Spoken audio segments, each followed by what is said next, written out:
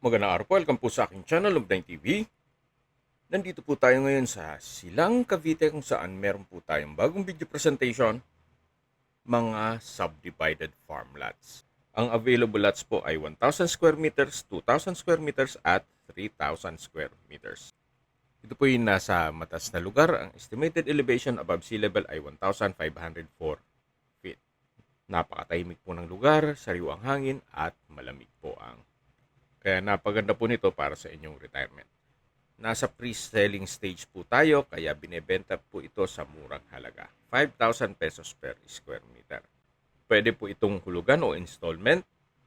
30% down payment at ang balance sa 70% ay payable in 2 years without interest.